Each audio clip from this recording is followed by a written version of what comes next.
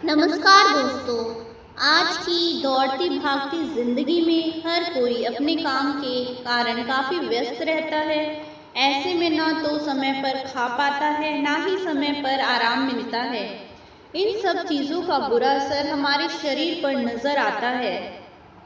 ऐसी ही एक समस्या है एसिडिटी की। वैसे तो आजकल लगभग हर दूसरा इंसान इस समस्या से जूझ रहा है, लेकिन अगर इसे नजरअंदाज किया जाए तो ये आगे चलकर काफी दिक्कत खड़ी कर सकती है। वैसे तो इसके लिए दवा लेनी जरूरी है, लेकिन क्या आप जानते हैं कुछ योगासन ऐसे भी हैं जो आपको इन समस्याओं से निजात पाने में आपकी मदद कर सकते हैं। शायद नहीं, लेकिन ऐसे कुछ योगासन हैं जिन्हें अगर आप रोजाना नियमित रूप से करें तो एसिडिटी ही क्या, कई अन्य समस्याओं से भी आपको आराम मिल सकता है। तो चलिए जानते हैं इन योगासनों के बारे में। हलासन। इस योगासन को करने के लिए आपको सबसे पहले जमीन पर लेटना है और फिर अपने दोनों पैरों को नीचे से उठाकर अपने सिर के पीछे की तरफ ले जाना है।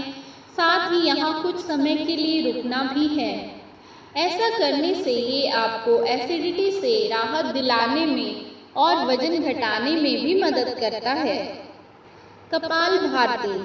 इसे करने के लिए आपको पालथी मारकर बैठना है और अपनी हथेलियों को अपने घुटने पर रखना है। इसके बाद गहरी सांस लेनी है और झटके से सांस को बाहर की तरफ छोड़ना है। इसी दौरान आपको अपने पेट को अंदर की तरफ खींचना है। इस योगासन को करने से आपको एसिडिटी की समस्या में फायदा मिल सकता है। बस आपको इसका अभ्यास रोजाना करना होगा। भस्त्रिका।